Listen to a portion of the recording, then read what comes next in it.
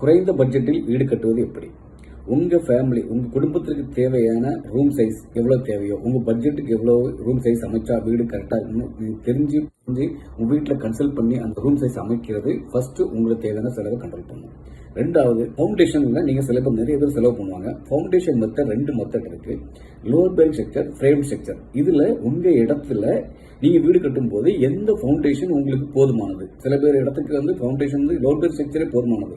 ஆனா அந்த இடத்துல பில்லர் போட்டு கட்டுவாங்க. அப்ப அந்த இடத்துக்கு பில்லர் போட்டு கட்டி அதிக செலவு தேவையா என்பதை பார்த்து உங்க இடத்துல லோவர் பேரிங் ஸ்ட்ரக்சரே போதும் அப்படின்னா நீங்க லோவர் பேரிங் ஸ்ட்ரக்சர்ல நல்லபடியா வீடு கட்டி அழகா பட்ஜெட் குறைக்கலாம். அடுத்தது, சில பேர் வந்து ஃபவுண்டேஷன் உயரத்துக்கு நிறைய செலவு பண்ணுவாங்க. அப்போ அந்த இடத்துல உங்க ஃபவுண்டேஷன் அவ்வளோ ஹைட்டு தேவையா, வீடு உயரம் ரொம்ப அதிகமாக நல்லா இருக்கணும் ஒரு சின்ன கணக்கில் சின்ன ஆசையில் ஃபவுண்டேஷன் உயரத்தை அதிகப்படுத்துவாங்க. அப்போ ஃபவுண்டேஷனுக்கு வந்து உங்களுக்கு அதிகமான செலவு அது ஒரு அதிகமாகும்.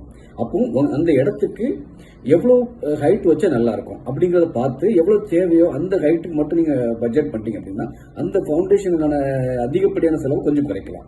அடுத்தது, தளத்துக்கு சில பேர் வந்து என்ன ஃப்ளோரிங் போடுறது ஒரு கன்ஃபியூஷன்லேயே பட்ஜெட்டை வந்து பிளஸ் மைனஸ்ல போகும். அப்போ உங்க பட்ஜெட்டுக்கு தகுந்த மாதிரி நல்ல ஃப்ளோரிங் டைல்ஸ் நல்ல டைல்ஸ் இப்போ கிடைக்குது. அப்போ நீங்க டைல்ஸ்ல நீங்க மார்பனைட்ல இல்லை 2x2 4x2 நல்ல டைல்ஸ் கிடைக்குது. அதுல நீங்க பட்ஜெட்லேயே பண்ணிட்டீங்க அப்படின்னா உங்க பட்ஜெட்டுக்கு தகுந்த மாதிரி ஃப்ளோரிங்கும் உங்களோட செலவை எக்கனாமிக்கலா கொண்டு போயிடும்.